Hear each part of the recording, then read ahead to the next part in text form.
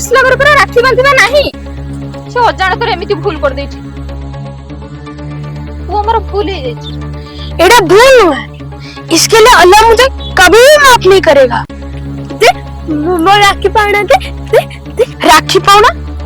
वो क्या होता है से किछ नहीं दे राखी पाना दे आ तू आ चल चल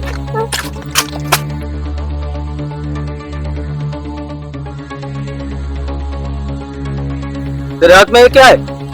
ये राखी है। तुझे मालूम है ना हमारे इस्लाम में राखी नहीं है काय?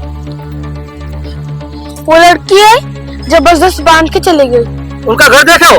हाँ। आओ मेरे साथ।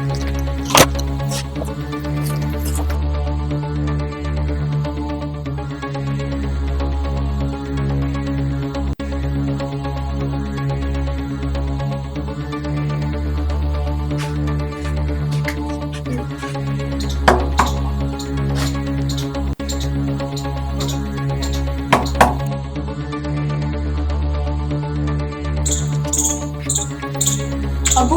ये तक अम्मी देखो तो आपण तो बेटा जाग करछि ते ठीक कर अब इस्लाम धर्म रे राखी रे त्योहार नाही मु जानि छी मो झियो भूल करि छी मु तो सही पे ताकू भूल मागी दी छी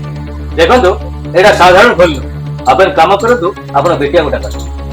तार से भूल पाई मु भी ताकू बहुत पार्टी भी करि छी से सब किसी जान पहले अपन अपन बेटिया को ठीक कर ठीक अछि मोर गोटे कथा सुनो सुनिला परे जदी कहिबे ताहले मु ताकू डाकी ठीक अछि कोन कहबे कोन तो मो पुओ देश रे सीमा रे रहु पे देश को भी सुरक्षा दो प्रति वर्ष राखी पूर्णिमा रे से घर को आसे आउ 3 वर्ष तले राखी पूर्णिमा रे से आसीबार थिला सिए तो आसीलानी आसिला ता खबर देशर सुरक्षा करिया को जाए मो पुओ शत्रु मानक गुड़ी रे शहीद हो गला आउ से बेटो प्रति वर्ष राखी पूर्णिमा रे मो झियो हाथ रे राखी बांधे धरी बाहर को बाहर जाए जहाँ को पारे हाथ रे राखी बांधी दी ए पर्स भी ना आपण को हाथ रे से राखी बांधी देखो तो आपण को पुओ जने सैनिक थे देश को सुरक्षा देवा को जाई शहीद हिंदा और से घटना पाई आपण को झियो आज ये अवस्था काहे कि ना ताको तार भाई हाथ रे राखी बांधी आपण गोटे काम करू ताकू डाकुन ता से तो मो कथा आज नुहे प्रति वर्ष से मो पुओ हाथ रे राखी बांधी देखंतु अबू ठीक कहछ आमे आपन झियो बिषय किछ जानि नथि हमर भूल हे जाय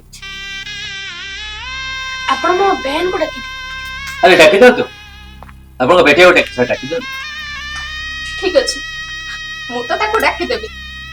तले आपण मन ताको आ गाली करिवेन तो ना ना पूजा ए पूजा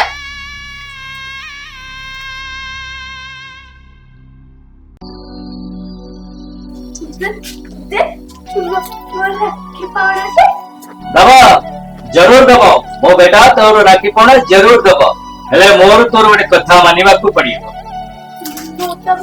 कथा माने से मो तम राखी पावड़ा दवा जरूर दबा हेले मोर गोटिए कथा